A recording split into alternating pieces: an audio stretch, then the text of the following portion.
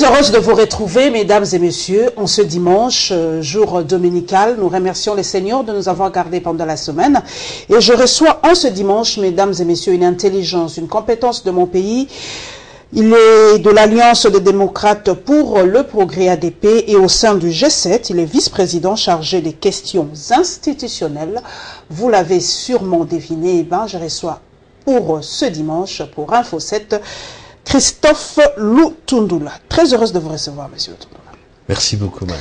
Alors, je vous ai sur le plateau, je ne vais pas vous rater en tout cas. Donc, toute première question, Christophe Lutundula, parlons de l'inconstance des politiques congolais. Est-ce qu'aujourd'hui, si on dit de vous, Christophe Lutundula, que vous êtes un traître, entre guillemets, que vous avez changé de bord, que vous avez changé de casaque, comme on dit, que répondrez-vous à ce peuple-là qui vous regarde, qui vous dit que non, parce que vous sentiez que le régime Kabila était en train d'être presque à la fin et vous êtes sauvé, entre guillemets? Non, je ne suis pas traître. J'ai été trahi dans mes convictions, dans mon combat. J'ai fait confiance au président Kabila. J'ai bâti campagne pour lui pendant 2 fois. 2006, 2011. Tout à fait. Et comme nous l'avons dit, nous G7, dans nos différentes correspondances au chef de l'État, en particulier la dernière, nous avions en quelque sorte un pacte politique avec le président de la République. Ce pacte fondé sur le nouvel ordre politique issu des négociations politiques de Sun City Dialogue, pacte qui s'est traduit en un mot, le nouvel ordre politique démocratique, consigné dans la Constitution.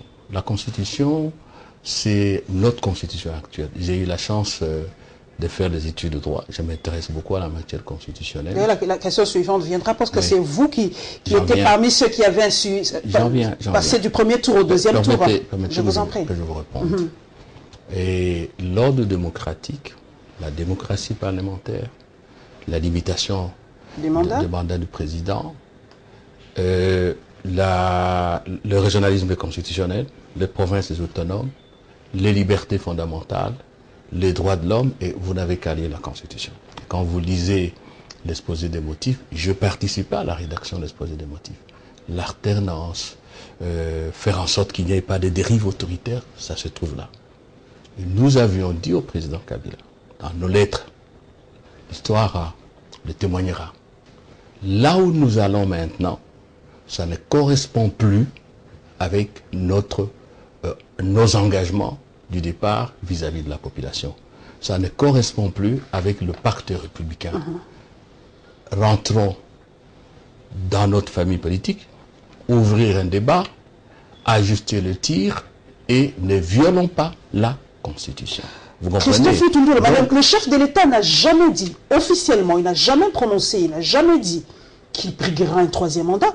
Il a dit qu'il est là pour le respect de la Constitution. Et l'histoire, vous avez dit, l'histoire le retiendra, Christophe Lutundula. Vous êtes parmi ceux qui sont aujourd'hui aussi un peu la cause de cette situation. Vous avez dénié le deuxième tour aux élections aujourd'hui. Donc c'est ce qui a empêché, par exemple, l'élection des députés provinciaux aujourd'hui pour changer, par exemple, le Sénat. Attendez un peu là. Laissez-moi quand même vous répondre systématiquement pour qu'on se comprenne. Donc, si trahison il peut y avoir, c'est vis-à-vis du peuple, vis-à-vis de ce pacte républicain de Sun City. Madame, je suis arrivé dans la majorité présidentielle. Je suis cofondateur de la majorité présidentielle. J'étais vice-président de l'Assemblée. Je suis parti dans des conditions que vous connaissez. Je n'ai jamais protesté. J'ai toujours soutenu le pouvoir, le gouvernement Mosito, le gouvernement Matata. C'est ma responsabilité historique. Je l'endosse, je l'assume. Mais à partir du moment où les fondamentaux de ma relation au président Kabila, aux autres partenaires de la majorité, ces fondamentaux sont mis en cause, pouvez-vous me reprocher d'avoir dit non, arrêtons ça, il faut faire autre chose. Voilà, donc c'est moi qui me suis toujours senti trahi. Par rapport à la Constitution. Mais vous savez, j'ai toujours dit, je m'excuse, il vaut mieux avoir une bonne maîtrise des termes de débat pour être utile au débat. Je ne vois pas, et j'ai à répondre à vos confrères, vous rapportez les questions de l'opinion. Quel est le lien que l'on peut établir aujourd'hui entre un tour unique et le refus du président Kabila de respecter la Constitution et d'aller aux élections, en particulier l'élection présidentielle. Est-ce qu'on peut me démontrer le lien direct? Ça n'existe pas. Nous avons une crise aujourd'hui, ce n'est pas du fait d'un premier ou d'un deuxième tour, mais parce qu'à un moment donné, nous arrivons à une situation où celui qui a les instruments de pouvoir, avec le sien, estime que la Constitution ne les arrange plus, et donc il faut bloquer le processus électoral, il faut en fait déstabiliser les institutions de la République, le dévaloriser, le banaliser à partir de la Constitution elle-même. Il faudra introduire un virus qui désarticule l'État, qui crée une crise au sein de la nation, et tout le monde vit dans l'incertitude. C'est ça la cause de la crise. Ça n'a rien à faire. Encore que madame, le tour unique, Obama, Clinton, Bush, et bientôt, je souhaite pour madame Clinton, Hillary, qui sera élue. Est-ce que aux États-Unis, on élit un président à 2 tours? La France le fait à 2 tours. Oui, c'est la France. Pourquoi vous avez comparé? Je compare pour vous dire ceci, pour vous dire que, au fond, ce qu'il faut sauvegarder, c'est le principe démocratique. De l'alternance? Non, démocratique. Démocratique. Tout pouvoir émane du peuple. Ça, c'est l'article 5 de la Constitution. Le principe du suffrage universel, intangible, c'est l'article 220 de la Constitution. Les changements de mode d'élection, aux législatives comme à la présidentielle, en fait, ce sont des stratégies électorales. La France a connu une grande période où c'était la proportionnelle, intégrale, ou atténuée, ou la majoritaire, le système majoritaire. Vous comprenez? À l'époque, c'est en fait la majorité au pouvoir qui a testé la capacité de l'opposition de se fédérer autour d'un homme et d'un projet de société. Mais le principe du suffrage universel, du pouvoir émane du peuple, il n'a pas été ébranlé.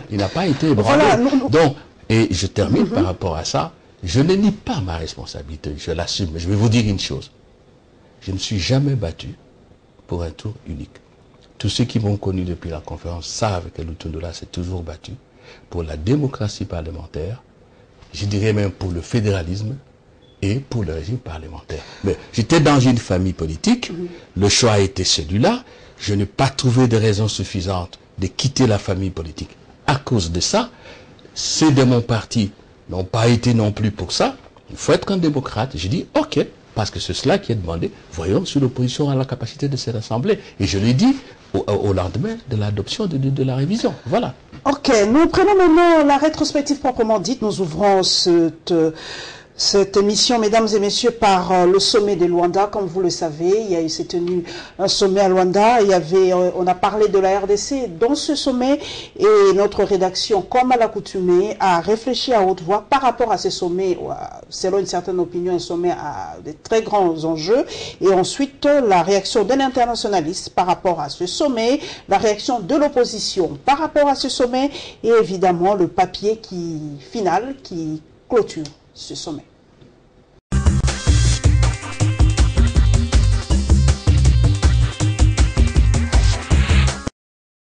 Plusieurs observateurs s'accordent à dire que l'Afrique, à travers l'Union africaine, la SADC, la CIRGL, a fort à perdre en laissant seule la classe politique congolaise, du reste bipolarisée, gérer à sa façon la crise politique sur un fond électoral. Après la récente visite de la délégation de la SADC, que d'aucuns disent avoir précipité la conclusion de l'accord politique de la Cité de l'Union africaine, il y a lieu de penser que les assises de Luanda y apporteront leur caution en vue d'assurer un glissement à douceur dans la perspective de la tenue de l'élection présidentielle en avril 2018. C'est alors que la Belgique, les États-Unis d'Amérique et la France continuent à plaider pour l'organisation de la présidentielle en 2017. Un discours diplomatique qui consacre en réalité l'inévitable glissement. Reste à savoir l'impact que les positions des uns et des autres pourraient avoir sur le cours des événements politiques en RDC pendant que l'on se rapproche de plus en plus du fameux 19 décembre 2016. Rare de voir un sommet de la CIRGL susciter autant d'intérêt comme celui auquel s'apprête à abriter la capitale angolaise. Tenu quelques jours après la fin du dialogue politique national en RDC, ces assises risquent de marquer une consécration des résolutions issues de ce forum congolais. Je pense qu'au cours de ce sommet, il sera question d'entériner cet accord dans la perspective de donner lieu à un glissement en douceur. La SADC et la CIRGL ont joué un rôle non de moindre dans la manière dont cet accord c'est pour parler, n'est-ce pas, ont abouti. L'implication de ces organisations s'explique parce que cela relève de la diplomatie préventive au regard des signaux forts que donne la RDC quant au risque du développement des violences à grande échelle au fur et à mesure que nous nous approchons du fameux 19 décembre. À Luanda, l'Afrique, le monde se donne rendez-vous ce mercredi. Normal, les enjeux sont de taille, notamment pour la République démocratique du Congo, explique cet internationaliste. Le plus important pour la RDC, c'est que tout soit mis en œuvre pour éviter justement que le pays ne puisse en payer le prix. Avec d'une part le pouvoir qui serait soutenu par les puissances africaines et d'autre part le rassemblement qui serait soutenu par les puissances extra-africaines, et le tout se jouant autour du peuple. Alors qui tirera le peuple derrière lui pour faire échec à la stratégie de l'autre? La situation politico-sécuritaire en RDC sera certes au centre des attentions, mais ne sera pas le seul sujet au menu de ce sommet. Le tout dernier pour l'actuel secrétaire général des Nations Unies, Ban Ki-moon, qui doit céder ses fonctions en janvier 2017 à l'Espagnol Antonio Guterres. Le sommet de Luanda est un non-événement par rapport à la détermination des Congolais à tout prix de faire respecter la Constitution. C'est un message diplomatique qui ne cadre rien avec la réalité politique de chaque État membre qui avait siégé à ce sommet. Ils croient certainement que M. Kabila va partir le 20 décembre. Ce message de solidarité négative pour ne pas humilier l'Union africaine. Le peuple congolais a le dernier mot. Un échec simplement parce que sur 11 chefs d'État signataires de l'accord de Karidadi Abeba, vous ne retrouvez que 3 aujourd'hui. N'est-ce pas? Ça voudrait dire que les autres n'ont pas été contents avec la logique de la démarche du président Santos, qui tend à diviser davantage les Congolais. C'est dans ce contexte-là, et même pour eux-mêmes, n'est-ce pas, cette division-là n'est pas favorable à la résolution qui a été prise pour dire qu'ils entérinaient un accord qui viole la constitution de la République démocratique du Congo. Que cet accord-là a été donné sous le format d'un accord international. Ce n'est pas un accord qui peut être fait pour des structures, des questions. Avec quelles conséquences? Ce mercredi 26 octobre, la RDC, l'Afrique, voire le monde n'avait Dieu qu'à Luanda. La capitale angolaise abritait un sommet présenté par certains comme décisif pour la sous-région de Grand Lac en général et pour la RDC en particulier.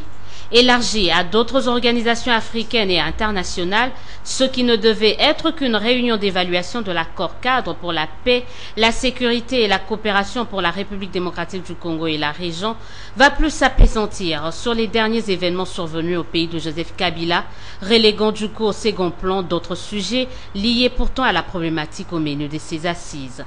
Ainsi, les différentes personnalités présentes à ce rendez-vous vont condamner les violences survenues à Kinshasa le 19 et 20 septembre avant de demander à toutes les parties de ne chercher les solutions à la crise politique que par des moyens pacifiques qui soient conformes à la constitution de la RDC et à la résolution 2277. C'est dans cette logique que les participants à ce sommet de Luanda vont féliciter le président Joseph Kabila pour avoir convoqué le dialogue. Remercier toutes les parties prenantes qui y ont pris part, se sont félicités de la signature le 18 octobre dernier de l'accord politique global relatif à l'organisation des élections apaisées, crédibles et transparentes en RDC. Ont pris note avec satisfaction des mesures prises jusqu'à présent par le gouvernement pour renforcer la confiance et ont engagé ce dernier ainsi que les autres parties prenantes à prendre de nouvelles mesures en ce sens. De ce sommet, l'on retiendra également le discours du président en exercice de la CIRGL et président de l'Angola, Eduardo dos Santos, qui ne va pas se priver de s'en prendre au rassemblement, l'invitant à la patience jusqu'à la tenue des élections telles que stipulées dans l'accord. Pas sûr que cette plateforme chère à Tshisekedi et Katumbi ne l'entende de cette oreille.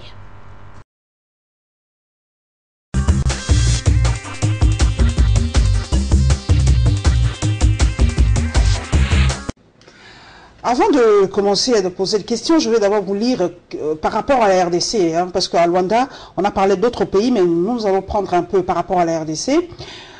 On condamné les violences intervenues les 19 et 20 septembre 2016 en République démocratique du Congo et demandé à toutes les parties de ne chercher des solutions à la crise politique que par des moyens pacifiques qui soient conformes à la Constitution de la RDC et à la résolution 2277 du Conseil de sécurité. Ils sont dits favorables aux mesures qui sont prises dans le cadre de la facilitation de l'Union africaine menée par M. Eden Kojo avec l'appui du groupe international de soutien ainsi qu'aux efforts déployés par son Excellence le président de l'Angola, M. José Eduardo dos Santos, président en exercice de la CIRGL, et par son Excellence le président de la République du Congo, M. Denis Sassou Nguesso. On prit note avec satisfaction de ce que les représentants au sommet de la SADC qui s'est tenu au Swaziland le 30 et 31 août 2016 ont engagé toutes les parties prenantes représentant la RDC à participer au dialogue national et à arrêter une feuille de route assortie des mesures concrètes destinées à garantir la tenue d'élections et au demander à nouveau à toutes les parties prenantes de respecter les principes, idéaux et aspirations du peuple congolais qui sont consacrés dans la Constitution ainsi que les principes et lignes directrices de la SADC et de l'Union africaine régissant les élections démocratiques conformément à la résolution 2277. On félicitait le président Joseph Kabila Kabange d'avoir convoqué le dialogue national. On remerciait toutes les parties prenantes qui y ont pris part. Se sont félicités de la signature le 18 octobre 2016 de l'accord politique global relatif à l'organisation d'élections apaisées, crédibles et transparentes en République démocratique du Congo.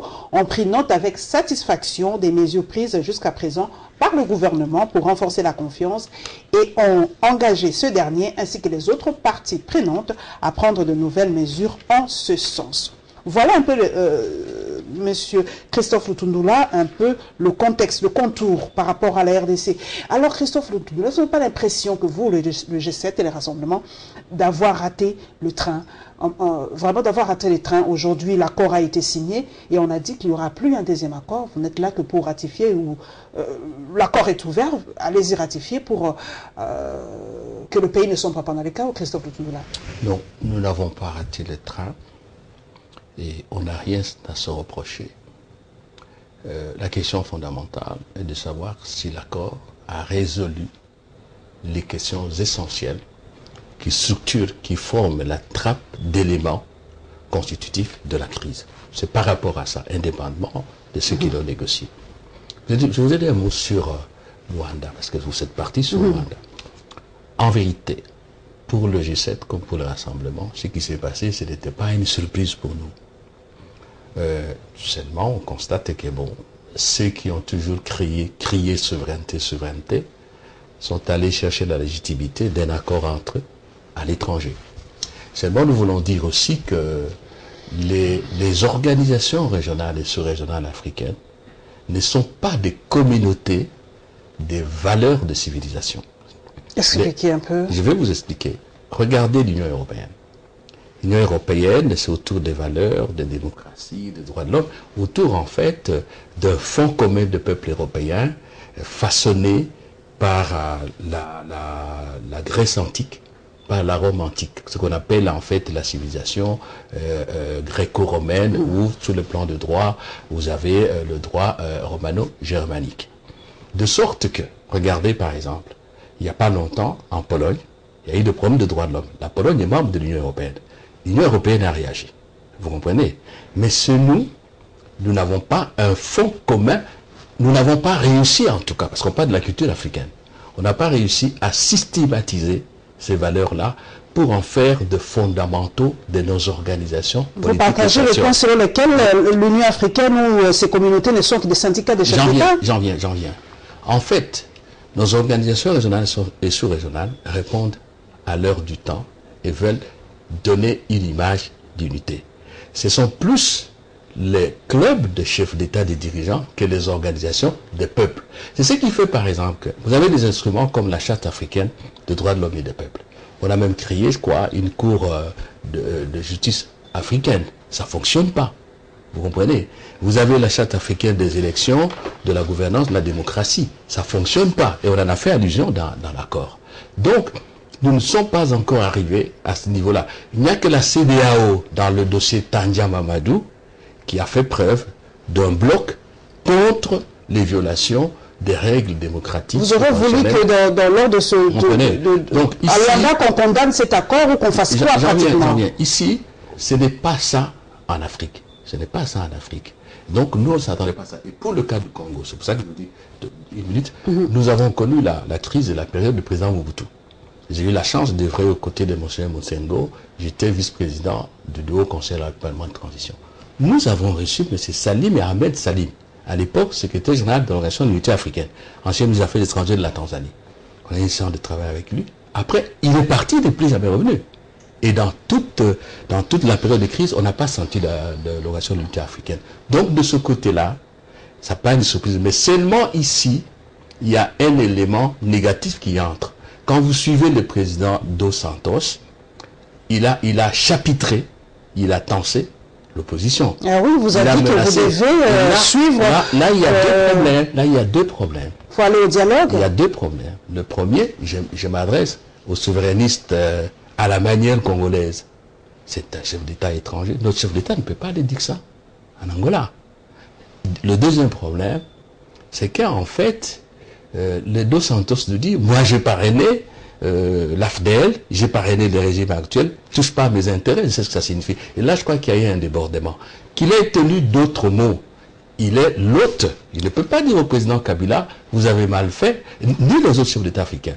C'est une rencontre essentiellement diplomatique, vous comprenez? Alors, venons-en au fond. J'ai bien noté, dans ce que vous avez lu, des éléments qui me paraissent, et je l'ai dit même sur RFI, même à une autre chaîne de télévision, que je considère comme des fenêtres d'opportunité qu'il faut saisir. Ah oui. Et parce qu'il y a le discours du président Dos Santos, et puis il y a l'acte final, le communiqué final, en fait, qui reprend c'est sur quoi les participants se sont mis d'accord. Vous êtes prête aujourd'hui à aller au dialogue, à ratifier ce qui a été signé? Non, on ne peut pas ratifier. Vous ne voulez pas ratifier du tout? Parce que je vous ai dit que cet accord n'a résolu comme... Si vous voulez, on peut en parler. Je vous en prie, parce que quand même, il y aura un gouvernement qui viendra, qui organisera les élections. On a sorti un calendrier, monsieur Lutundula, les élections, c'est en avril 2018. Donc on a déjà balisé le terrain. C'est à la congolaise. On ne peut pas réduire une crise aussi grave que celle créée par le président Kabila, qui s'amplifie et qui embrase le secteur économique et social, qui déstabilise les institutions, qui déstabilise la vie nationale. Ne réduisez pas ça à une affaire de gouvernement. Le président Kabila, jusqu'au 19 décembre, madame, je vous parle en juriste, il est en mesure, il est en droit, il a la plénitude et aussi le pouvoir d'État pour nommer qui il veut comme premier ministre en accord avec la majorité parlementaire.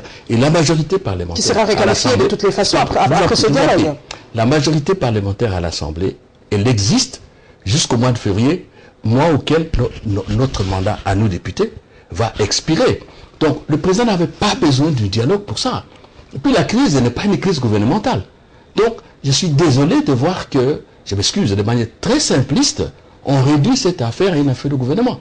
On a eu le gouvernement Birindois, on a eu Matata 2 et ainsi. Non, le problème est plus profond que celui-là. Et je vais entrer dans le fond pour qu'on se comprenne. Qu'est-ce qui a provoqué la crise actuelle? Je vous ai dit au départ. Nous allons entrer pour y aller. Je préfère prendre le deuxième thème par rapport à cet accord et puis nous allons poursuivre. Comme vous le savez d'ailleurs, on est allé remettre cet accord au président de la République pour lui montrer d'ailleurs que l'accord a été signé. Donc on est allé remettre ça au chef de l'État et évidemment il y a eu de séances de restitution des travaux du dialogue national par le SG de la majorité présidentielle. Plus de détails dans ce condensé.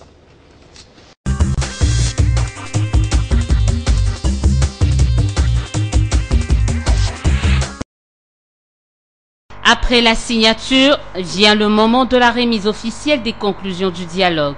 C'est ce qu'a fait le facilitateur de ces assises. Edem Kodjo a remis le document au président de la République.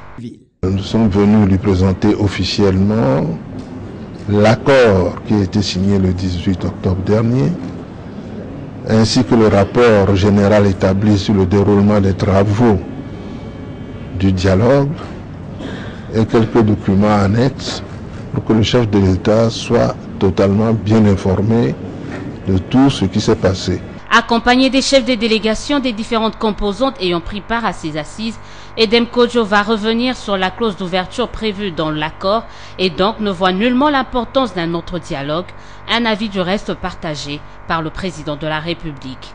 C'est un accord ouvert. À ces conditions, parler de deuxième dialogue, à mon avis, ça ne correspond pas à grand-chose. Ce n'est pas l'avis du chef de l'État que nous venons de voir et ce n'est pas l'avis de ceux qui sont dans cet aéropage-ci. Alors, il faut faire avec l'accord qui a été signé, que le président lui-même a qualifié d'accord historique. Arborant sa casquette d'ancien secrétaire général de l'Organisation de l'Unité africaine, le Togolais va prêcher la paix. Je pense que le peuple congolais mérite fondamentalement de bénéficier de cette paix pour pouvoir se consacrer au développement d'un pays qui est vital pour tout le continent. Du côté du chef de l'État, l'on compte sur la mise sur pied dans un bref délai du comité de suivi de l'accord. Dans un communiqué rendu public ce lundi, Joseph Kabila se réjouit du fait que la Constitution a été respectée lors de ce dialogue politique national, ainsi que des perspectives encourageantes quant à la tenue des élections crédibles, libres et transparentes, mais surtout apaisées. Il s'est agi d'une forte mobilisation des femmes de la majorité présidentielle. La salle des conférences du ministère des Affaires étrangères devait accueillir 1000 femmes de différentes couches sociales. Ces femmes vont défier toute estimation. Elles ont franchi le cap de 2000. Conséquence, certaines ont été obligées de s'installer en dehors de la salle. Écran géant et tous les dispositifs sonores mis en place ont permis une meilleure audition de l'auditoire extérieur. Mwasinde Mboka, vérité et réalité du dialogue politique national et inclusif, sur le thème de cette matinée politique. La matière du jour sera dispensée par le secrétaire général de la majorité présidentielle, Aubin Minakou. 4 temps forts ont caractérisé cet événement. D'abord, la prière dite par la députée nationale Adel Kaïnda. Ensuite, Carole Aguito, DG de la SONAS et membre de la majorité présidentielle, va, elle, s'atteler sur l'explication du concept Mwasinde Mboka. S'en suivra les explications de l'accord politique issu du dialogue national en Swahili, Chiluba, Kikongo et Lingala. Enfin viendra l'intervention du secrétaire général de la majorité présidentielle. Aubin Minakou va éventrer le boa. Tout sur le dialogue national inclusif sera dévoilé à ces femmes. Accord politique pour l'organisation d'élections apaisées, crédibles et transparentes en RDC. Prenez cet accord, prenez les conclusions de la dernière réunion de rassemblement, appelez un juriste constitutionnaliste étranger et qui puisse tirer les conclusions. La rencontre de ce jour marque le début d'une vaste campagne de vulgarisation. Ces femmes auront désormais pour mission de restituer à l'ensemble de la République démocratique du Congo les vérités apprises sur le dialogue national inclusif convoqué par le chef de l'État, Joseph Kabila Kabange.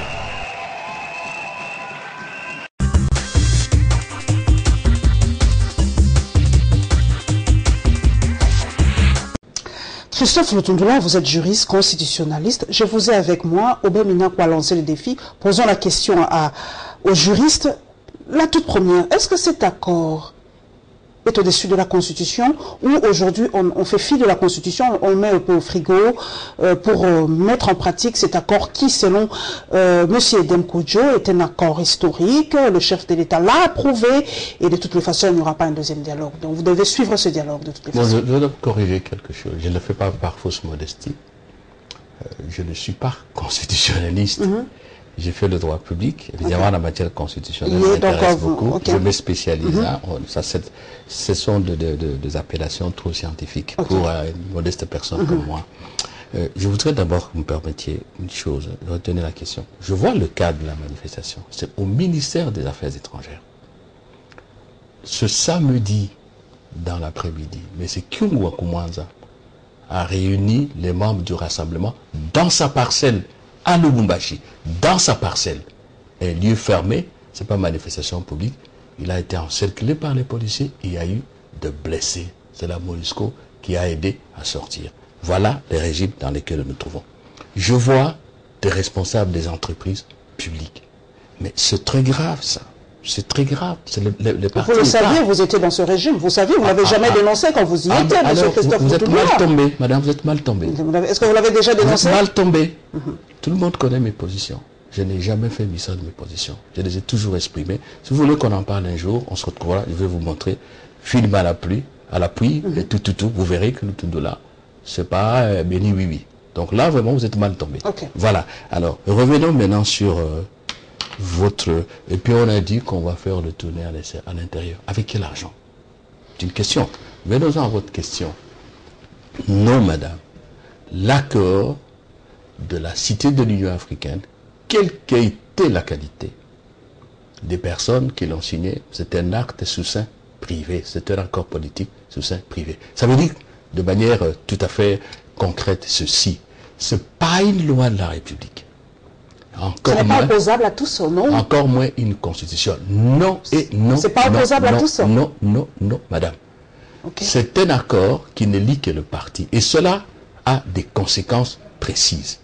D'abord, le président Kabila ne l'a pas signé. C'est lui l'auteur principal de la crise. La CENI ne l'a pas signé. La CENI, c'est la... on est allé les rendre, donc... Attendez, même qu'on l'a rendu, il n'a pas signé. Il a dit c'est un accord historique qui... Oui, mais ça n'a rien à faire avec le droit. Je suis désolé.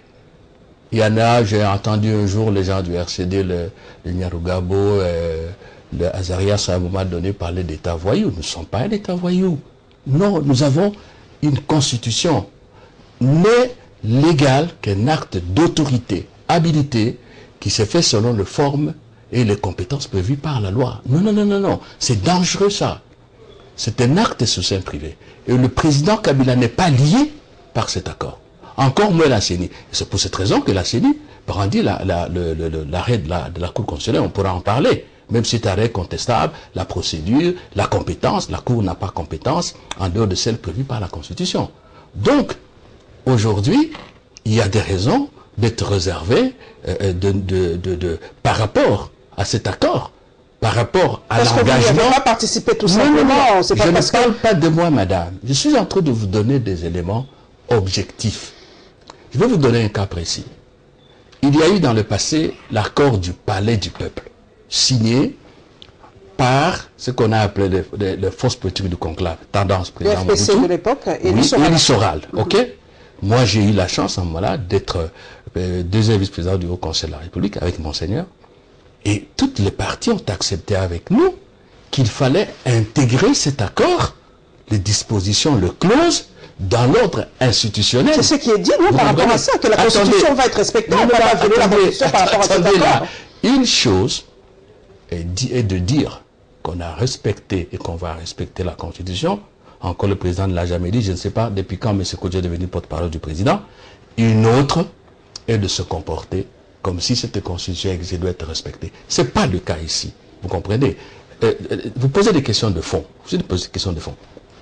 L'accord n'est pas un acte d'une autorité publique, ce n'est pas la loi de la République, ce n'est même pas un acte réglementaire, vous comprenez. Et donc, aujourd'hui, la CENI vous dira, oui, vous m'avez donné des dates. Moi, j'ai l'arrêt de la Cour constitutionnelle. qui me dit que je me prépare, quand je verrai que c'est prêt, je vous sors le calendrier. Il n'a pas eu le calendrier, on pourrait en parler. Le président Kabila vous dit, bon, je ne vais pas signer avec vous. Ce n'est pas un problème théorique. Et quand j'entends les gens dire que le président a un deuxième mandat, disons, va rester jusqu'à la fin parce que c'est convenu comme ça, que les élections, il y a glissement. Mais madame, la SADC, la CNG vous a dit, la SADC n'est pas, la SADC n'est pas une autorité constitutionnelle ou légale interne. Je suis désolé. Alors, aujourd'hui, on nous dit tout ça. Madame, nul n'a la prérogative de déroger aux dispositions constitutionnelles si ce n'est que les institutions de la République habilitées. Mais ça sera discuté au Parlement. Que je sache, Christophe Lutunda, vous êtes député. Cet accord sera discuté au Parlement. On va discuter de cet accord au Parlement. On n'en parlera pas au Parlement. Attendez, je vais vous expliquer. Ce n'est pas un accord international. Ce n'est pas un traité. Vous comprenez? Qu'est-ce qu'il peut y avoir? Laissez-moi terminer ce que je vous dis. Je comprends. Je comprends. Donc, aujourd'hui, même le report des élections, la Cour constitutionnelle, en dehors du fait que le quorum de sièges, c'est de 7, ils étaient à 5, pratiquement. Ils ont donné la raison, on va pas il n'y a pas de raison, ce sont des règles d'ordre public. En dehors de ce fait-là, la Cour ne peut avoir la compétence de reporter ou d'autoriser le report d'une élection que si la Constitution le lui en donne. Tel n'est pas le cas. L'interprétation, la constitutionnalité, les conflits de compétences, le contentieux électoral, les juges pénals du président, du Premier ministre, pour résumer, ça c'est la Cour. À mon avis, si on voulait faire bien la chose, c'est qu'ils se sont mis d'accord qu'il faut reporter les élections, qui ont la majorité au Parlement, parce que la majorité est élargie. Vous avez raison, la majorité a été élargie. On ne veut plus entrer dans des histoires où on est au gouvernement, on dit on est opposition. Non, aujourd'hui, la majorité parlementaire comprend la majorité présidentielle, les palus, les opposants qui sont arrivés, et ce qu'on a toujours appelé opposition républicaine alors qu'ils sont au gouvernement. Alors, il doit prendre maintenant des initiatives législatives conformes à la Constitution et conformes au règlement intérieur de l'Assemblée ou selon le cas du Sénat pour que leur clause, leur accord politique, qui est en réalité un accord de gouvernement, puisse si vous voulez, aider, puisse être traduite cette clause-là en termes d'actes intégrés dans l'ordre juridique institutionnel. C'est-à-dire, il faut des propositions de loi, si ça vient des parlementaires, ou de projets de loi, si ça vient du gouvernement. Mais quand vous dites, où est la compétence du Sénat ou de l'Assemblée nationale, donc du Parlement, d'approuver les actes sur sein privé? Ça n'existe pas. Je voudrais, parce qu'on a parlé de juristes, je voudrais qu'un juriste soit avec moi, qui me dise où est-ce qu'on a dit que l'Assemblée nationale et le Sénat, que le Parlement approuvent les accords de ce type-là. Ça n'existe pas. Christophe Lutunda, voilà. Faisons un petit flashback. Vous avez assisté à de nombreux accords. Quand vous dites parler de marbre, vous avez été avec Birindo et tout ça. Est-ce que parler du peuple, merci. Parler du peuple et tout ça. Est-ce que la RDC ne vivra que des accords et qu'est-ce qui se passe en RDC? Pourquoi ne parvient-on pas à respecter nos propres textes? La Constitution a été votée par référendum il n'y a même pas longtemps. Vous avez battu campagne pour qu'on vote cette Constitution. Et moins de 10 ans plus tard, vous disiez que non, c'est pas exactement ça, il faut changer. On vivra que des accords et des dialogues, des accords et des dialogues à tout bout de champ. Je vous comprends. Vous êtes journaliste. J'admire la manière dont vous assumez la déontologie de votre profession. Vous n'allez pas prendre parti. Quand on généralise la responsabilité, moi ça me fait rire, que ce soit du côté du Congolais, de nos partenaires. Tout le monde sait que le non-respect de la Constitution, c'est un problème né du fait que le président Kabila et les siens tiennent à rester au pouvoir, qui veulent modifier la Constitution. Tenez. Parce que vous avez dit, le président a dit qu'on respectera la Constitution. Le président a demandé hier ou avant-hier, quand il lui a présenté l'accord au courant de la semaine, qu'on mette tout de suite le comité de suivi. Et le comité de suivi, on lui dit... C'est d'un à la tête de toute façon. Attendez un peu. Peut évaluer avec le Parlement, avec le Sénat. Mais ce n'est pas une institution constitutionnelle ni légale au sens restreint du terme. La situation exceptionnelle, solution exceptionnelle, nous sommes dans une situation exceptionnelle. D'ici le 19, vous êtes tous illégitimes. Nous devons sortir de ce chaos. Attendez un peu là. Qu'est-ce qui va se passer après le 19? Attendez un peu. On ne peut pas bypasser une constitution de la République. C'est ça notre maladie. n'allons pas nous en sortir si les élites congolaises, si ceux qui dirigent ce pays, aujourd'hui ou demain, considéreront à tout moment qu'une constitution, c'est un papier, un chiffon qu'on met dans la poubelle, ou, je m'excuse le terme, du papier hygiénique. Ça ne marchera pas. Si vous regardez les pays qui sont prospères, les pays qui sont des pays développés, ils ont leur stabilité par le respect des fondamentaux constitutionnels. Donc on ne peut pas banaliser. Là, c'est pour ça que je dis toujours, ça passe ou ça casse. Nous sommes devant un test de maturité. Si demain, je cite des exemples classiques, comme à Zambie, comme dans d'autres pays, nous parvenons à imposer la constitution, le pays a démarré. Donc on ne peut pas dire vous, nous avons quitté la majorité à cause de cette affaire de la constitution. Et nous battons aujourd'hui dans les rassemblements avec d'autres partenaires. C'est d'abord pour le respect de la constitution. On dit, ouais, il y en a qui veulent rester au pouvoir, il y en a qui veulent partir et y accéder. Le problème pour nous, ce n'est pas celui-là. C'est pour ça que je vous ai dit que lorsqu'on pose la question de la crise actuelle, ça s'est détruit comme on a vu le bâtiment s'est détruit il y a quelques jours. On pose en termes de gouvernement, on fausse, c'est simpliste, on banalise des questions de fond. Nous sommes à la croisée des chemins. Ça passe ou ça casse. Ou ça casse. Nous poursuivons, mesdames et messieurs, nous prenons notre thème, c'est l'annonce du meeting de M. Etienne Tshisekedi ce 5 novembre. Comme vous le savez, Etienne Tshisekedi a dit que le 5 novembre, il va parler, et ben malgré l'interdiction formelle de M. André Kimbuta, qu'il n'y aurait aucune manifestation dans la province de Kinshasa, ni de la majorité, ni de l'opposition. La réaction des conservateurs par rapport à l'arrivée de la délégation des Nations Unies ici à Kinshasa, et enfin le désaccord dans la composante opposition, ça c'est par rapport à Steve Mbika qui s'est désolidarisé de Vital Kamerhe.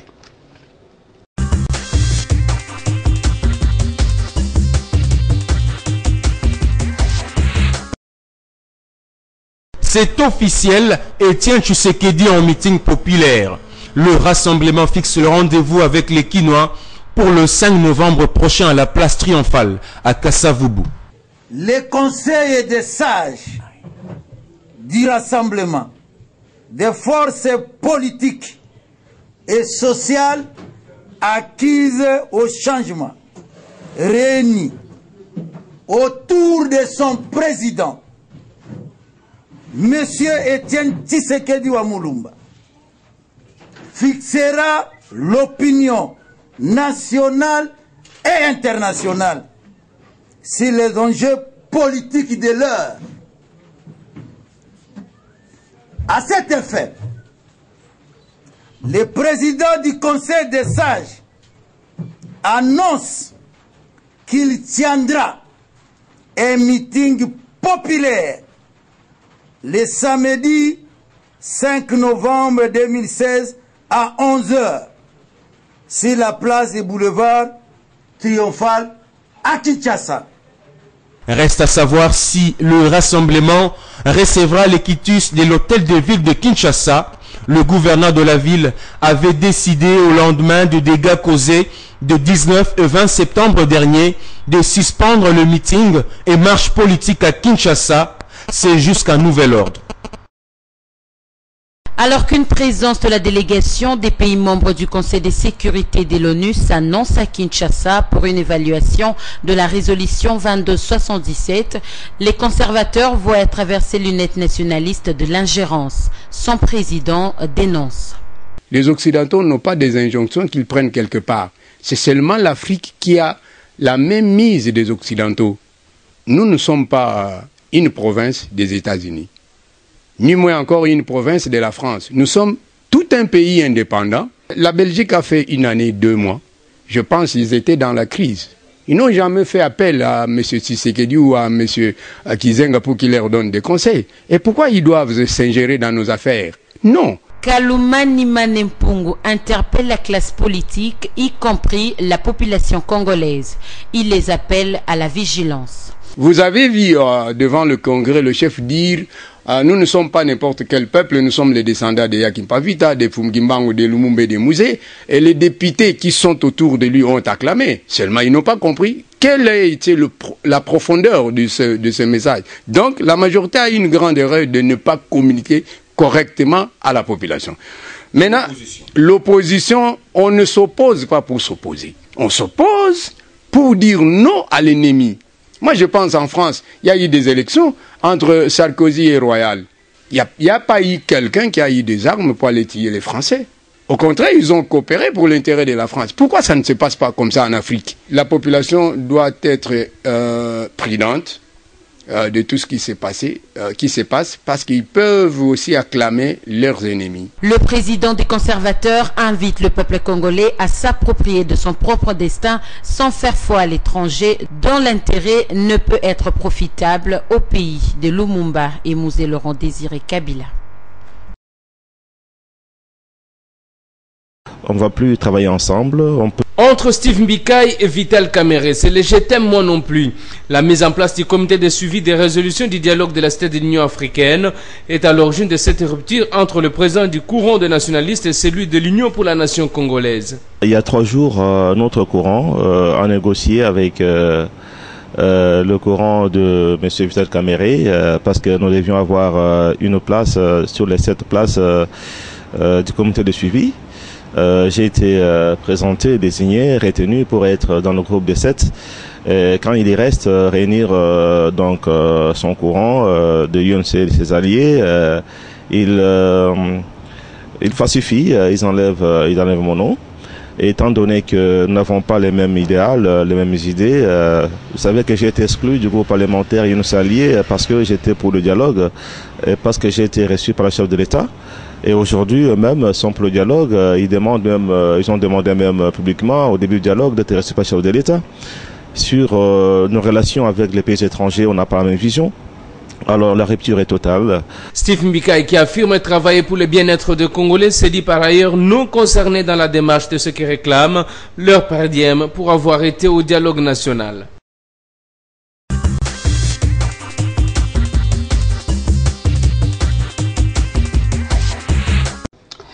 Christophe Lutundula, une question assez, pas personnelle, mais je voudrais bien savoir quelles sont les relations aujourd'hui entre le G7 et le Rassemblement. Est-ce qu'il paraîtrait qu'il y aura un léger courant froid entre vous? Non, pas du tout, madame, pas du tout. Il ne faut pas oublier que nous sommes cofondateurs du Rassemblement. Donc tout va très bien. Je ne sais pas si vous avez des éléments pour me le donner. Non, réduisons les champs, peut-être avec le G7 ça va, mais est-ce que entre Moïse Katumbi et Etienne Tshisekedi, le courant passe? Parfaitement bien. Moïse Katumbi, c'est notre leader à nous G7. Ce n'est un secret pour personne. On l'a présenté comme candidat à la présidence de la République en attendant qu'on dépose le dossier. Et tout ce que nous faisons en harmonie avec l'UDPS, c'est aussi en harmonie avec Moïse Katumbi. C'est vrai que nous ne sommes pas des hypocrites ou des gens inconséquents, d'être bien, qui sont bien au Rassemblement, alors que celui qu'ils ont choisi... C'est lui votre financier? Notre financier, madame, vous avez bien fait de me poser la question. Attendez là, nous, on fantasme trop des choses. Moïse Katumbi, on dit qu'il a de l'argent. Il en a, mais c'est son argent à lui. Non, il peut faire ce qu'il veut, donc il peut vous financer. Attendez là. C'est son argent à lui.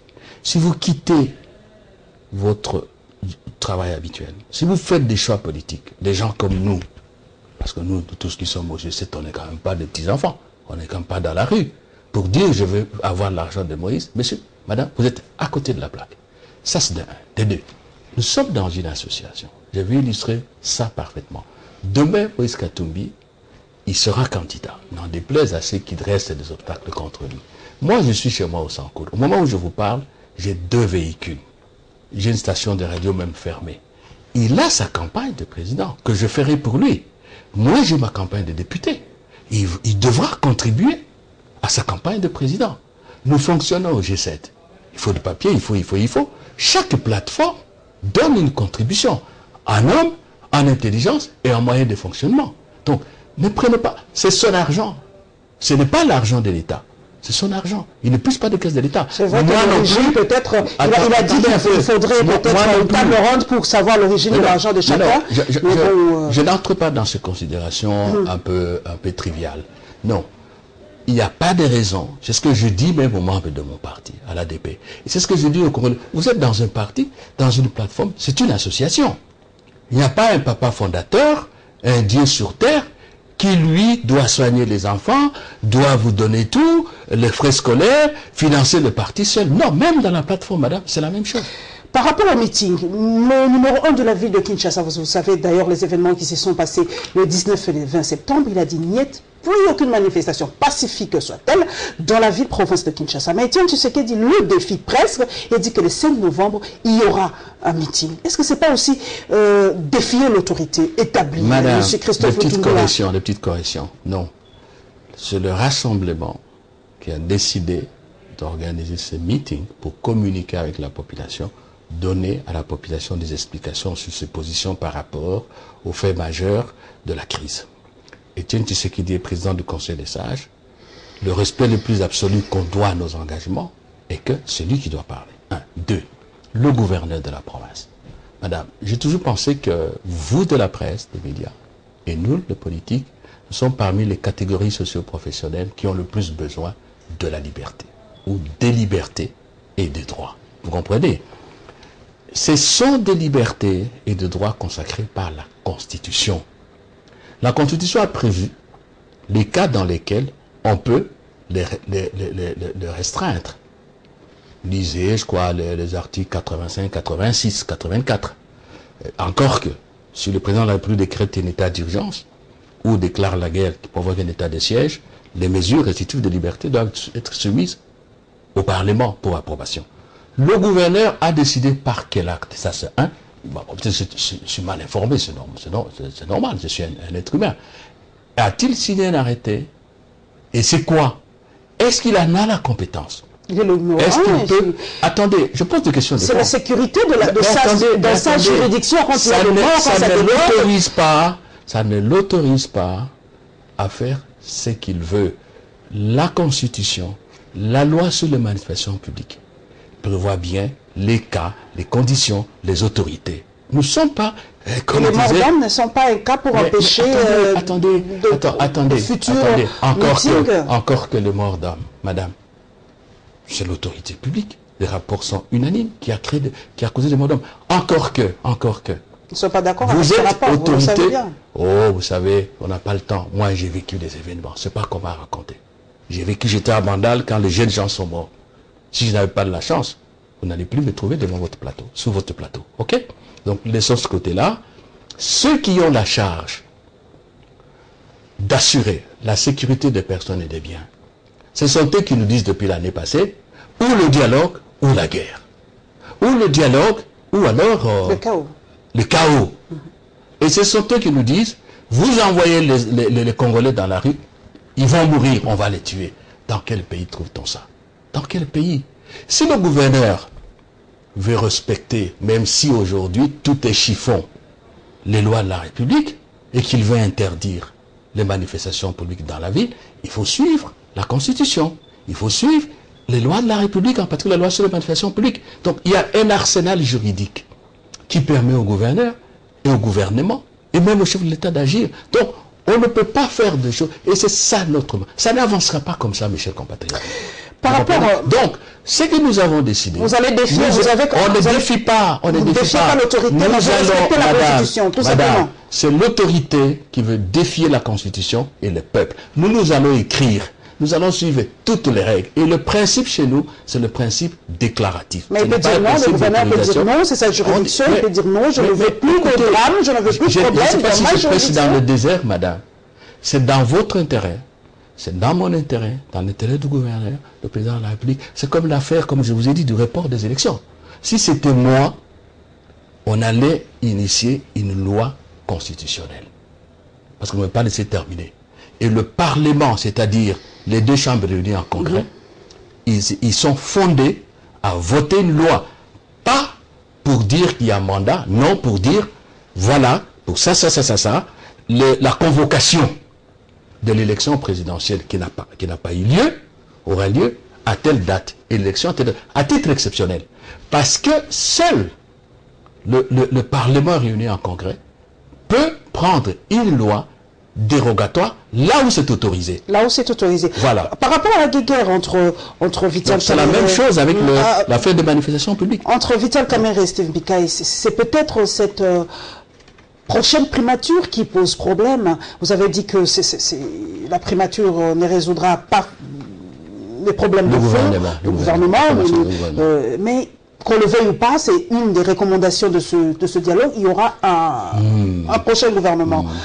La toute première question, j'y reviens encore. Est-ce que le G7 n'est pas en train de rater aussi le train? Vous avez dit non, mais le dialogue est ouvert, Christophe Lutundula. Mettez un peu d'eau dans votre verre, allez-y et apportez ce que vous pouvez apporter dans ce fameux dialogue pour peut-être que vous preniez cette primature et que vous fassiez bien les choses. Mais si vous le laissez aux autres, vous allez tout le temps critiquer.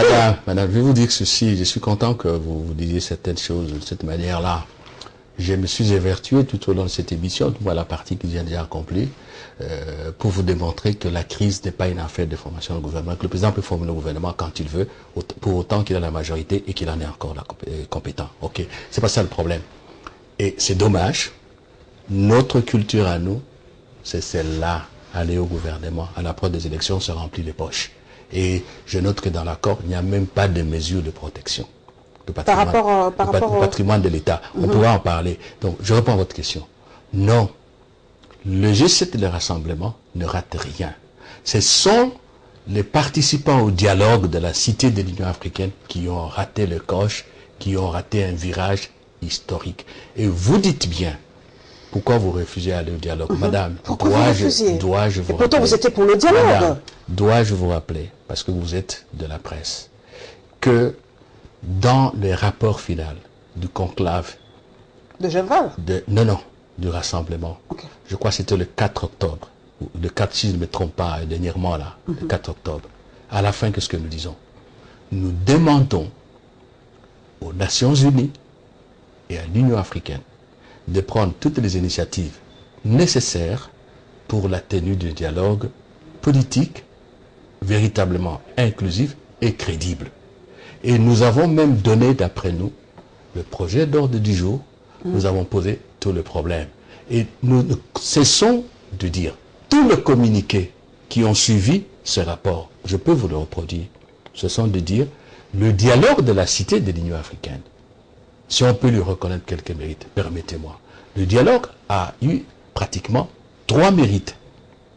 Le premier, c'est de circonscrire le contour de la crise, les problèmes, et les positions des uns et des autres. Le deuxième mérite, c'est d'avoir permis la clarification par rapport aux protagonistes. On sait aujourd'hui qu'il y a des participants au dialogue, président de la République, M. Kodjo, qui y ont eu l'avantage de condenser leurs positions communes à travers l'accord dont nous parlons, qui, je répète, n'a résolu aucun problème. Et nous, le rassemblement et d'autres forces politiques et sociales, non membres formés du rassemblement, mais avec lesquels le rassemblement partage les positions. Vous comprenez? Donc aujourd'hui, on sait qui veut quoi, sur quelle position. Ça, c'est l'avantage. Un autre mérite. Permettez des choses, madame. Un autre mérite. C'est que aujourd'hui, le mandat de M. Kodjo a expiré et terminé. Il est là pour faire le comité de suivi. Moi, je ne sais pas si nos pays, on a institué dans l'informel un poste qu'on appelle facilitateur permanent. Je ne sais pas. Je ne sais pas. Et le dernier mérite, c'est là l'affaire Tivembikai. C'est qu'en réalité, le président a réussi un coup comme aux concertations. Si vous regardez bien, la stratégie du président, c'est de laminer l'opposition, à tout le moins, de tous ceux qui s'en réclament. Après les concertations, il a détaché une bonne partie. Et maintenant, tout est ramené à l'affaire du gouvernement, de primature et tout. Il vient de détacher une partie. Et lui n'a perdu que le G7. Depuis 2-3 ans. Le président n'a perdu que le G7. Et donc, le président, il joue sur l'usure, il joue sur le temps, sur la lassitude, sur l'épuisement, et de manière que, paf, le moment venu, on va nous dire en avril, pas d'argent pour les élections, et on va nous amener graduellement, si on ne tient pas fort, vers la révision, vers le référendum. C'est pour ça qu'on a enlevé le référendum du projet dans ce projet d'accord. Oui. Mais, je dis, le dernier mot, c'est au peuple congolais. Voilà, vous avez déjà mis l'accent sur l'argent. Et bien, comme vous le savez, le Premier ministre sortant, entre guillemets, est allé déposer son projet de budget à l'Assemblée nationale. 4,5 milliards de dollars. Le budget est en régression. C'est presque la moitié du budget proposé l'année passée. Et puis le point de presse de l'ONG par rapport à la société LAC, ligne aérienne congolaise.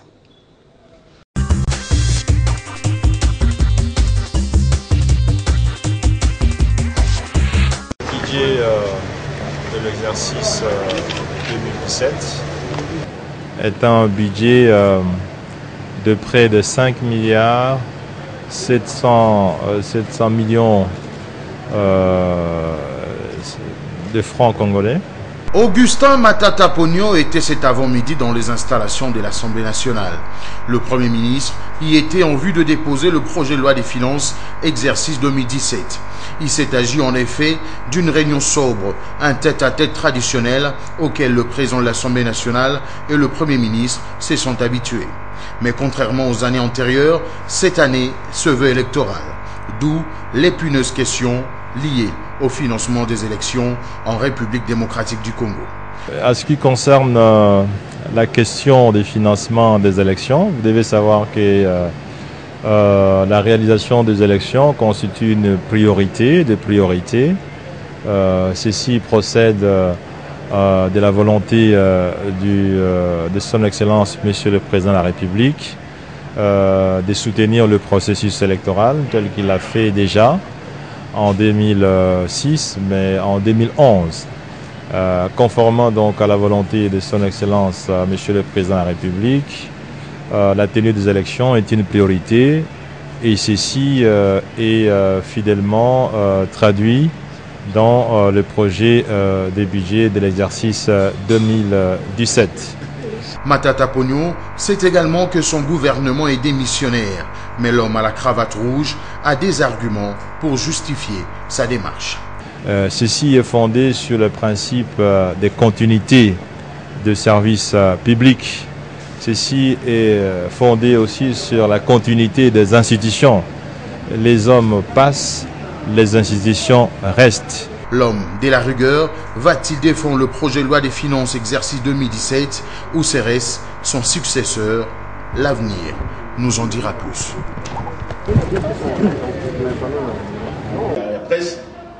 Léonard Kisembe, secrétaire général de l'ONG de défense des droits des agents de l'AC.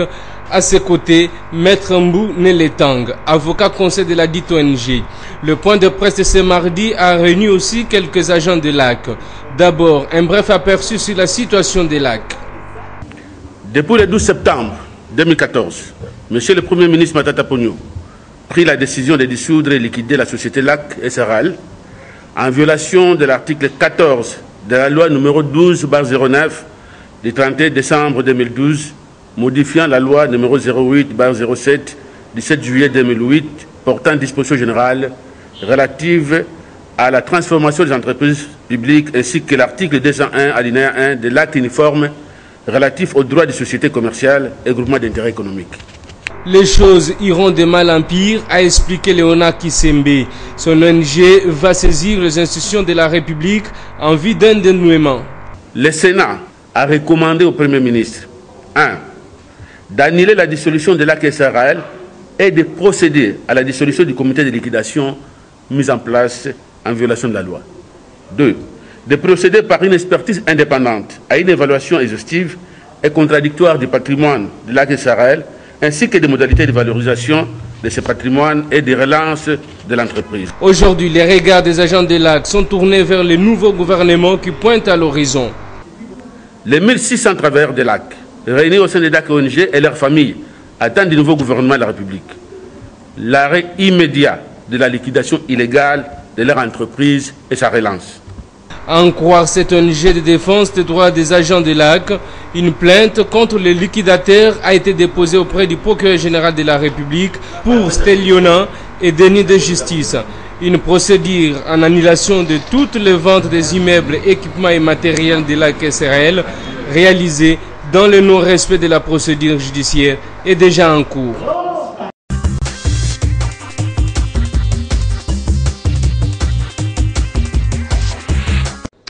Monsieur Christophe Lutundula, vous êtes député national, vous avez été vice-président de l'Assemblée nationale. Comment on peut expliquer une telle régression du budget? Et pourtant, si je me rappelle bien, Matata Ponyo avait promis devant vous que, en tout cas, chaque année, on aura à peu près 12 milliards de dollars. Et dans les 5 ans à venir, on aura un budget approximatif de 48 milliards, si je ne me trompe pas. Mais comment on peut expliquer une telle régression? 4,5 milliards de dollars. C'est impensable de tels chiffres pour un si grand pays.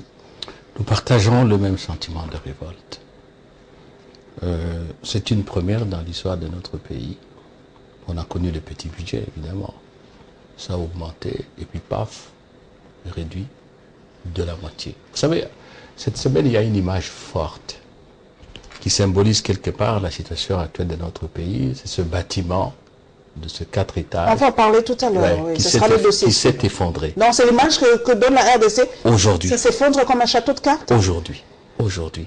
C'est dommage pour le Premier ministre Matata. Le système dans lequel nous évoluons, il a évolué, donne ce résultat-là. Les institutions, il ne faut pas de la peine, descendues en flammes. La Constitution de la République chiffonnée. L'économie, la prévela, un paramètre imparable, indiscutable. Vous savez aujourd'hui, madame, nous qui relevons plutôt du secteur public, nous sommes payés au taux de 900. Le dollar est à 1200, si je ne me trompe pas. Et une carte de 100 unités est aujourd'hui à 1400 francs. Voilà, donc c'est même plus qu'un dollar aujourd'hui. Voilà. Nous nous sommes payés au taux de 900. C'est-à-dire on a perdu pratiquement 40-30%. Voilà. De la valeur. Alors, curieusement aussi, quand on avait 26 provinces, les temps nous est compté, on ne va pas... Avec 11 provinces, on avait 7 milliards. 7 milliards. Ah oui, milliards, mais avec 26 provinces, avec 4 milliards, je ne sais pas comment ça va se passer. Mais moi, j'ai alerté. C'est pour ça que je vous dis, quand on me fait une remarque ici, sur mon passage à la majorité, j'ai alerté. Et en plus de cela, on nous dit qu'il faut élire les organes des entités décentralisées, les élections municipales, il faut les organiser, les élections locales, urbaines. Et on continue dans cette folie, avec un budget divisé par 2, qui n'est même pas le budget d'une université européenne, encore moins américaine. Même certaines universités africaines, ce n'est pas des milliards, mais ont des budgets qui ne sont pas loin de ça. C'est ça. Comment vous expliquez ça pratiquement, cette régression-là? Qu'est-ce qui se passe? L'économie est-elle moribonde? On ne produit rien, on n'a rien, on ne comprend pas. Pourtant, on a des... Ça signifie ceci. Des sites miniers incroyables. Ça signifie ceci, que le leadership du président Kabila n'a pas réussi dans les réformes. Que nous avons poursuivi une économie qui n'a pas été restructurée, c'est-à-dire une économie de prédation, une économie des rentes. Vous ne l'avez jamais sanctionné, ce Premier ministre. En cours d'ailleurs, vous ne l'avez jamais sanctionné. On peut en parler. Vous ne l'avez jamais sanctionné à l'Assemblée nationale. Non, ne mettez-vous pas. Jamais. On va me poser une question de fond. L'économie congolaise est restée une économie basée sur l'exploitation prédatrice et rentière de ressources, en particulier les ressources minières et pétrolières. Nous n'avons pas exploité d'autres ressources, par exemple les ressources liées à l'agriculture. L'agriculture n'a pas été développée. L'industrialisation, zéro. Pas de valeur ajoutée à nos produits. Nous sommes restés totalement dépendants du comportement de nos produits de base, en particulier le cobalt, le cuivre, le pétrole, les diamants et l'or sur le marché international. Nous avons eu, je l'ai toujours dit, une croissance que moi j'appelle importée. Chaque fois, regardez, il y a eu la crise quand Obama arrive à partir de crédit de logement et tout, ben, ça a bougé chez nous parce que la demande de produits, de base de produits miniers, n'a pas été aussi forte que pour nous permettre, en jouant sur l'offre et la demande, d'engranger des bénéfices sur nos prix. Et maintenant, le pétrole, c'est tombé, le cuivre est tombé, le cobalt, bon, rapidement, vulnérabilité, nos économies sont très vulnérables, ben, on est tombé, la croissance est tombée. Quand est-ce qu'on va se relever? On ne sait pas. Nous avons refusé des réformes. En dehors de ça, la gestion du politique, c'est une gestion hasardeuse. Les institutions, la démocratie, il n'y a pas de stabilité dans la situation actuelle, madame. Mais les gens partent du Congo. Fuite des capitaux, fuite des cerveaux, tout ça. Oui, parce que le président a fait dérailler la machine institutionnelle, le problème de sécurité. Le gouvernement, sous la direction du président Kabila, n'arrive pas à le résoudre. Le Congo n'est pas attractif. C'est ça. Donc, je dis, le système dans lequel on a évolué jusque-là, ça a avancé et le président l'a ramené au système que nous avons combattu. Voilà. Par rapport parce que, vous savez, le politique tient tout en état. Et c'est Colbert qui disait à Louis XIV, faites-moi de bonnes politiques, vous faites de bonnes finances. Vous comprenez? Alors, à partir du moment où sur le plan politique, vous faites le choix de la dictature, d'une marche en arrière, ben, tout en bas, ça c'est des articles. Je réponds à la question, mais vous ne l'avez jamais sanctionné, ce Matata Ponyo, il vient chez vous chaque année, il présente son budget, on a eu des motions de défense, il n'est jamais tombé. Avec vous, notre système parlementaire, depuis qu'il existe, a une faiblesse qui devient comme une faiblesse, j'allais dire, ontologique. C'est au niveau du contrôle parlementaire. Les interférences partisanes, les interférences ethniques, tribales, les interférences subjectives, fausses de contrôle parlementaire. Et malheureusement chez nous, non seulement qu'au niveau du Parlement, le jeu parlementaire est faussé, mais à l'intérieur de nos appareils de parti, de nos organisations politiques, il n'y a pas de mécanisme d'ajustement qui permettent, par exemple, de sanctionner un Premier ministre, un ministre, un DG. Vous avez vu à la manifestation du PPRD. Comment peut-il se faire que ceux qui dirigent les entreprises d'État participent à des manifestations publiques? Que dans les entreprises publiques, on trouve des cellules de partis. Ça, ce sont des problèmes réels. Donc, le leadership politique, il est un leadership mauvais, il est incompatible avec les exigences du développement. Un mot par rapport au lac. Oui. Un mot, parce qu'ils se sont plaints que le Premier ministre l'a dissoute illégalement, il n'avait pas le droit de le faire et tout ça. J'ai eu à suivre un peu de loin l'affaire du lac. Peut-être qu'on aurait pu même parler aussi de ce qui s'est passé à la SONAS. Vous savez que l'OCCC, il y a la grève. Il y en a presque partout aujourd'hui. Encore une fois, j'insiste, c'est pas parce que je suis juriste, sur les règles du jeu. Lorsqu'il y a des lois de la République, il faut le respecter. J'insiste aussi sur la nécessité, à tout moment, dans la gestion d'une communauté étatique, de rechercher le consensus social. Vous savez que dans la Constitution allemande, à l'article 20, il est interdit de remettre en cause le caractère social de la République allemande. Donc la loi fondamentale. Il est interdit que l'État s'adresse, que les autorités soient au-dessus du droit. L'état de droit, se consacrer. C'est intangible parce que chez nous, quand on dit intangible, on banalise. Vous voyez? Donc, ce caractère démocratique et social, c'est écrit à l'article 1er de la Constitution. On ne se réfère pas à ça, on ne l'applique pas. C'est ça qu'il faut suivre.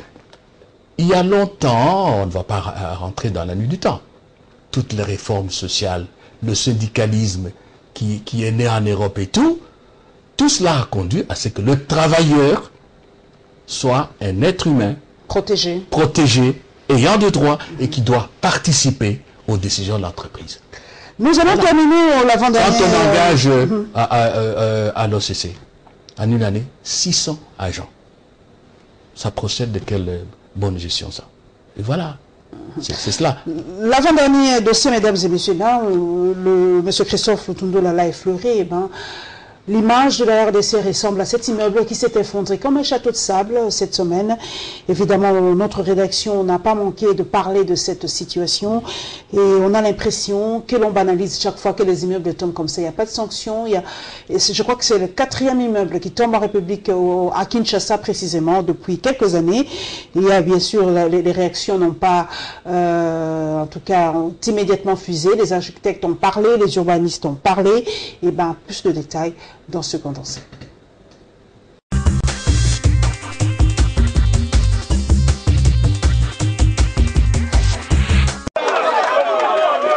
C'est sous une forte émotion que les habitants de ce coin de Kinshasa se sont réveillés.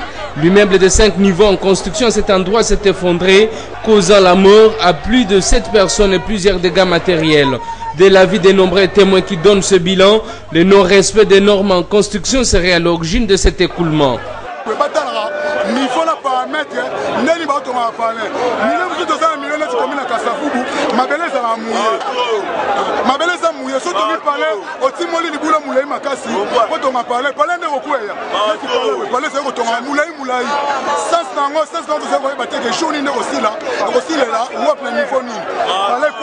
Boutou, Bakoufi, nous sommes en train de prendre la carte, et la ministre a un tracteur et Ben Nilon, mais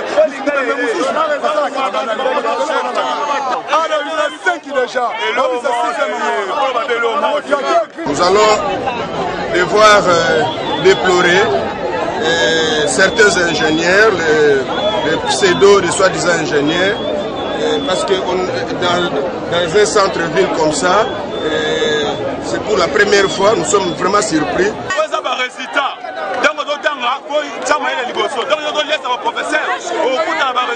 Les jeunes du quartier déplorent l'intervention tardive des autorités urbaines. Mais ce que nous déplorons, nous, la population, c'est parce qu'il y a eu d'abord des pertes de vies humains. Depuis le matin, on est là, mais nous n'avons pas vraiment vu un secours de la part des autorités. Donc, c'est ce que nous sommes en train de déplorer.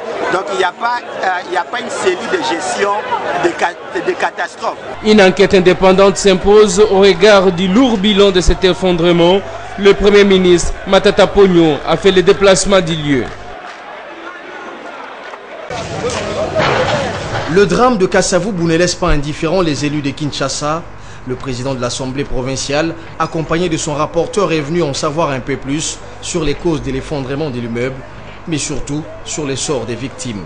Un immeuble qui pratiquement était pour 3 niveaux, ils ont dépassé les bornes pour construire maintenant un immeuble à 5 niveaux. Et puis je viens de constater, je ne suis pas un architecte, au niveau latéral gauche, il n'y avait pas assez de poutres, pas de colonnes. Le dalle était légèrement construite, raison pour laquelle cet immeuble s'est effondré. Cet ingénieur doit être arrêté. On doit connaître aussi le propriétaire de la maison. Et après, il doit répondre vraiment à ses actes. Après échange avec la famille, il y a eu un contact entre les propriétaires et la famille éprouvée. Le gouvernement provincial, étant donné que c'est un individu qui a fait ça, il peut répondre d'une manière humanitaire. Sous les décombres, ce monsieur a perdu 6 enfants actuellement dans la morgue de l'hôpital général de Kinshasa, tandis que les 3 autres encore vivants, mais gravement blessés, sont partagés entre l'hôpital général, Kalembelembe et l'hôpital du Cinquantenaire. En dépit du marathon de quelques autorités du pays, dont le Premier ministre, sur les lieux de l'effondrement, la victime dit ne pas être assistée par le propriétaire de l'immeuble, moins encore par le gouvernement, qui a pourtant promis son assistance. L'Assemblée provinciale de Kinshasa se dit impliquée directement par ce drame qui a mis en péril les Kinois. Pour rappel, l'immeuble s'était effondré comme un château de cartes mercredi dernier. Une dizaine de personnes ont perdu la vie. Il y aurait encore des morts dans les décombres, soutiennent certains secouristes. L'affaire préoccupe plus d'un à Kinshasa comme partout ailleurs. Il s'agit bel et bien de l'effondrement des immeubles, devenu monnaie courante depuis un temps. Réponse du berger à la bergère, l'architecte Simeon Moussindondo rejette fermement les accusations selon lesquelles les architectes congolais seraient responsables des situations calamiteuses survenues au pays. Il pointe d'un doigt accusateur les ingénieurs qui sont chargés d'exécuter la réalisation d'un ouvrage et non les concevoir. On parle de l'architecte chaque fois quand l'immeuble s'écroule. Je parle de prison de Ndolo, l'immeuble qui s'était écroulé là-bas. C'était un étudiant de l'Académie des Beaux-Arts. La responsabilité de l'architecte n'était pas engagée. Aujourd'hui, c'est l'immeuble de Kasavubu où nous déplorons, paix à leur âme, nos frères qui viennent de nous quitter. Quel est ce privé congolais qui a signé un contrat bon et difforme, cahier des charges respecté les honoraires payés d'un architecte congolais qui a fait un mauvais travail? Parce que moi, je puis vous dire, c'est l'État qui nous respecte et les autres institutions. Un ingénieur ne peut pas s'aventurer à faire un plan. Sur cette planète Terre que Dieu nous a léguée, il y a 2 professions qui sont très sensibles dont on ne peut même pas badiner, c'est l'architecture et la médecine. Propos soutenus par son confrère Papi Kisaku. À l'en croire, la construction de tout bâtiment devra débuter par le bureau d'études, en l'occurrence par un architecte. Les immeubles qui sont en train de s'effondrer ici, dites-moi les noms de cet architecte qui a conçu un immeuble ici au pays et l'immeuble s'est effondré. Il y a des grandes personnes qui ont étudié, ils vont chercher des ingénieurs pour la conception des immeubles Et par après, vous voyez les résultats maintenant. Comme remède à ce fléau qui va de mal en pis, Simeon Sindondo exige la création de l'ordre des architectes congolais. Il sollicite l'implication directe du chef de l'État pour éradiquer ces fléaux qui a déjà occasionné mort d'hommes. Moi, je crois que cette fois-ci, ça n'est trop. Et moi, j'avais personnellement demandé au magistrat suprême, qui est le chef de l'État, de nous donner l'ordre, parce qu'on s'est battu partout pour qu'on donne l'ordre. Il n'y a que des blocages et des blocages, parce que derrière la profession d'architecte, c'est là où les gens trouvent qu'il y a suffisamment d'argent. Le laboratoire national de l'architecture reste la structure habilitée pour mener les études appropriées avant toute construction des immeubles, ont renchéri ces architectes congolais. Est-ce que le propriétaire de cette parcelle, de ces projets, avait sollicité préalablement l'autorisation des bâtures? Ça c'est un. S'il avait l'autorisation des bâtures, l'instruction de demande d'autorisation des bâtures était réellement bien faite. Si c'est oui, eh bien, il y a encore un autre problème. Lorsqu'on délivre une autorisation des bâtures, il y a des agents de service de l'urbanisme qui doivent descendre sur le terrain, faire des visites. Est-ce qu'il faisait réellement des visites sur terrain? Et monsieur l'architecte, c'est lui qui a construit les bâtiments. Il devait quand même avoir quelqu'un pour surveiller, faire le monitoring, l'exécution du projet, pour surveiller tout ce qui se passe. Ils étaient où? Je ne sais pas. Tout ça, ça fait quand même mal. Pour le groupe de réflexion des urbanistes congolais que je représente comme coordonnateur, ça fait trop mal. Voilà pourquoi nous demandons qu'on puisse placer des gens qu'il faut, à la place qu'il faut. Parce que au ministère de l'urbanisme, qui avait délivré cette autorisation de bâture? Qui avait fait l'instruction de dossier de demande d'autorisation des bâtures?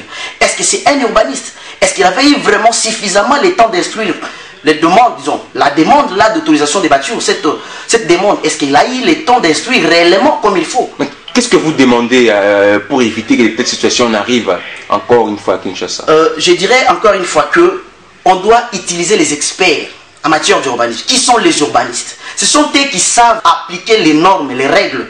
Parce que lorsqu'on place un pédagogue à la place d'un urbaniste, il délivre des autorisations de bâtures comme cela sans se rendre compte de ce qui va s'engendrer dans la cité. Aujourd'hui, on voit qu'il y a une maison qui vient de s'écrouler. Ce n'est pas pour la première fois dans la ville-province de Kinshasa.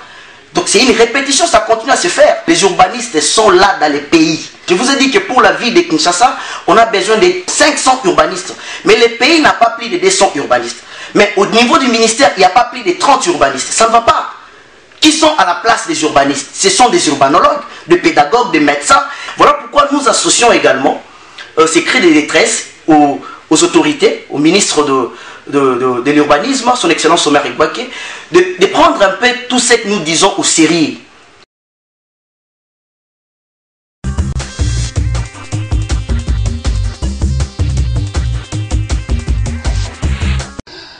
Christophe Lutundula, votre réaction à chaud, parce qu'il y a quand même perte en vies humaines. On a l'impression aujourd'hui que la vie des Congolais ne compte pas pour un sou. On banalise les morts et pourtant, la vie n'a pas de prix aujourd'hui. Ce sont des illustrations tragiques des échecs du régime du président Kabila.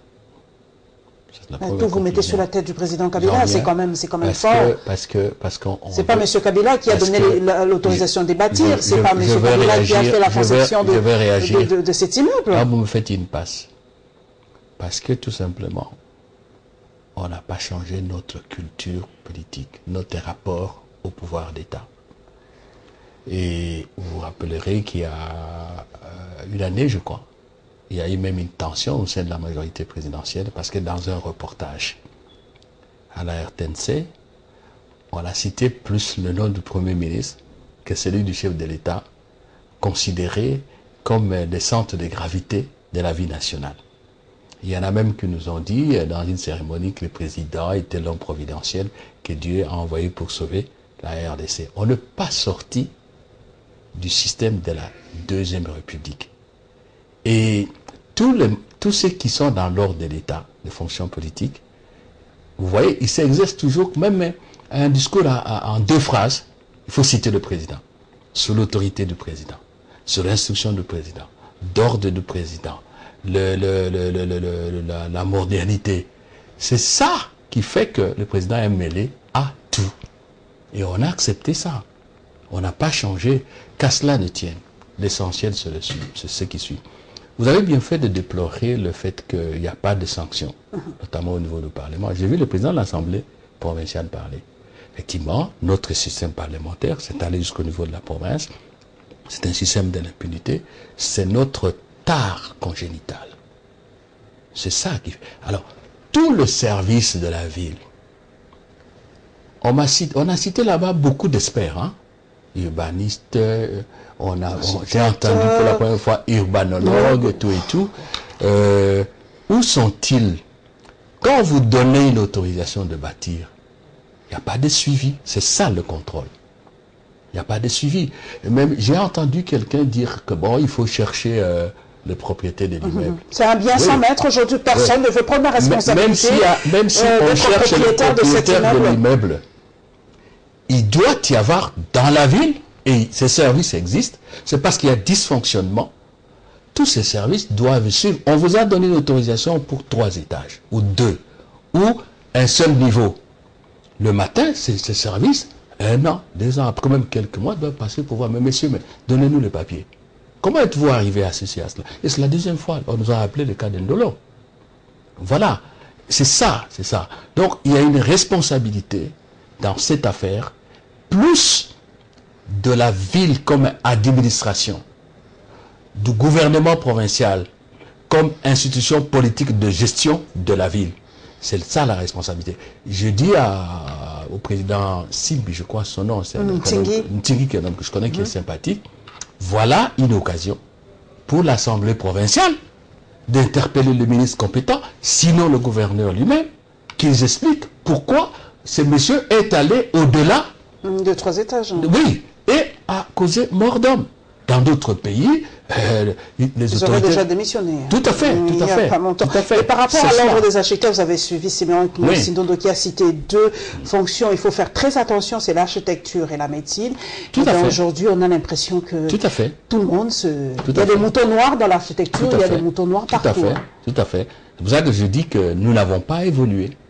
Vous avez parlé de l'économie, pourquoi on est arrivé dans cette situation? Nous n'avons pas évolué. On a cru à un moment donné qu'on a décollé. Et c'est là que je regrette, je suis révolté. Comment peut-il se faire que le président Kabila, qui a incarné une nouvelle espérance pour notre pays, ne se rend pas compte de ce que ça ne peut plus marcher? Comment peut-il, avec ceux qui le soutiennent, peuvent-ils avoir choisi cette voie-là? La destruction de ce qu'on a construit ensemble.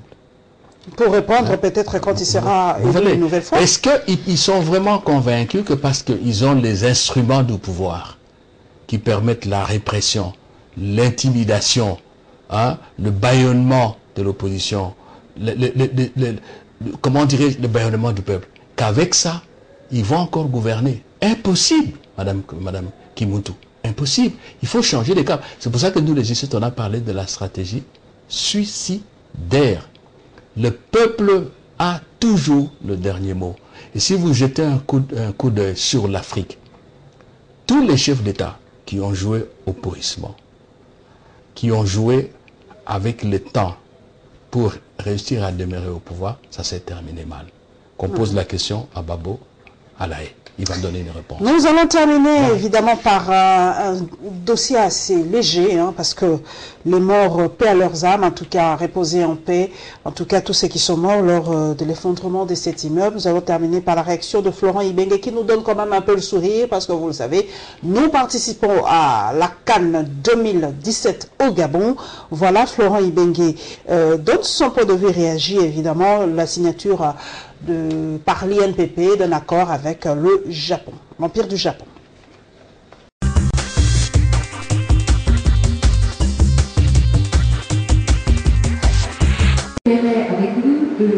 La signature de ces contrats des appels d'offres qui seront lancés au Japon est une étape importante du processus qui déterminera l'entreprise qui construira le nouveau site d'exploitation de l'INPP dans le Haut-Katanga, indique l'ADG Maurice Chukuya. Ils ont déjà fait la préqualification, comme on les appelle, chez eux au Japon. Et maintenant, nous venons d'entrer en détail pour voir s'ils n'ont pas omis quelque chose. Et nous avons finalisé cela. Et nous venons de signer avec eux pour leur donner maintenant mandat et le faire vert de choisir qui va construire l'INPP de Bumbashi. Les nouveaux bâtiments de l'INPP Lubumbashi sera doté de nouveaux ateliers et de nouvelles salles de formation, projet qui se poursuivra, rassure le président du consortium Yoko Wakawa Nakamura. Voilà, jusqu'à présent, nous avons travaillé pour la conception architecturale et également la fourniture d'équipements avec les NPP. Nous avons bien travaillé avec eux, mais à partir de maintenant, on travaille autant que superviseur pour les travaux, bien la fourniture d'équipements et également en coopération avec les NPP. On va bien assister avec eux, avec elles. C'est sur un financement japonais pris dans l'enveloppe d'aide financière non remboursable évaluée à près de 27 millions de dollars que ce bâtiment ultramoderne de l'INPP Lubumbashi sera construit.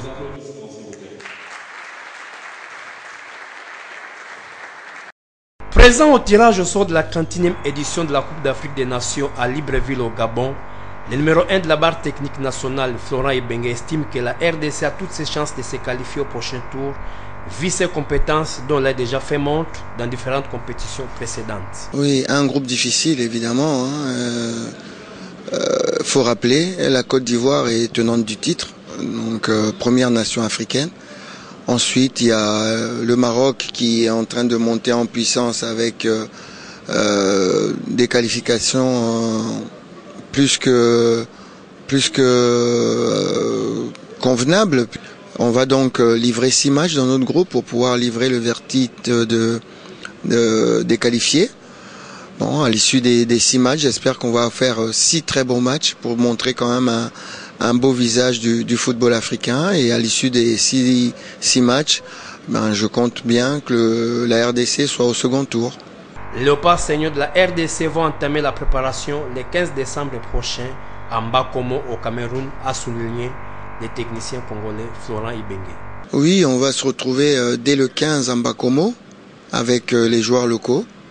Et puis après, les professionnels nous rejoindront petit à petit. Il est prévu de jouer des matchs avec les équipes locales, puis un match officiel. On risque de se déplacer en Espagne pour jouer face à une sélection là-bas en Espagne. Revenir à Mbakomo, le 5 c'est signé, on joue contre le Cameroun à Limbé. Et puis à l'issue de ce match contre le Cameroun, on va publier la liste des 23. Signalons que la RDC est logée dans le groupe C aux côtés de la Côte d'Ivoire, du Maroc et du Togo.